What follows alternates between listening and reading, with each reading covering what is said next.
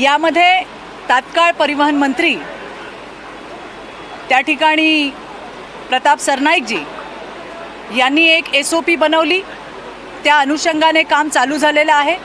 आम्ही सुद्धा महिला म्हणून त्यांना काही सूचना दिल्या होत्या, त्या सूचना सुद्धा मान्य झालेल्या आहेत। येणाऱ्या दिवसात ST मधील प्रवास महिलांचा आणि मुलींचा सुरक्षित आणि सुखकर कसा होईल यासाठी सरकार प्रयत्न करतंय।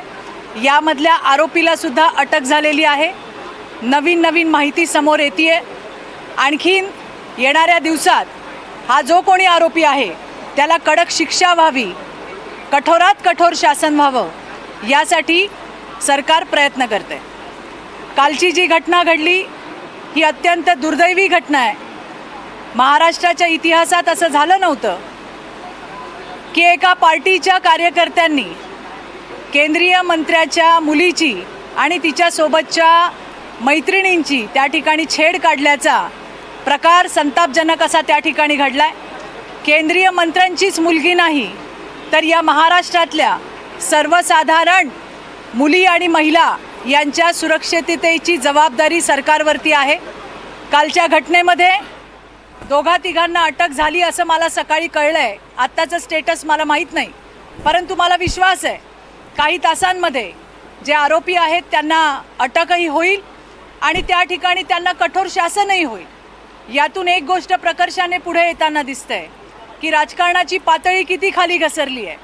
कशा पद्धतीने नेत्यांच्या मुलींना राजकीय कार्यकर्त्यांकडून त्रास देण्याचं काम चाललंय याचा मी तीव्र शब्दात निषेध व्यक्त करते। येणाऱ्या दिवसात याही घटनेमधले कोण होते, कुठल्या पक्षाचे होते, काय होते या गोष्टी समोर येतील।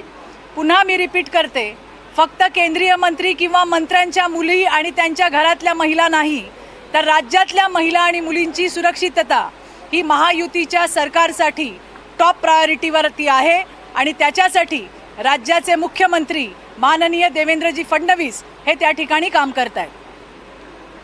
Thank you. हमने देखा कि किस प्रकार से बहुत ही शर्मनाक घटना पूना में घटी और उसके बाद ST से प्रवास करने वाली जो कम्यूटर्स है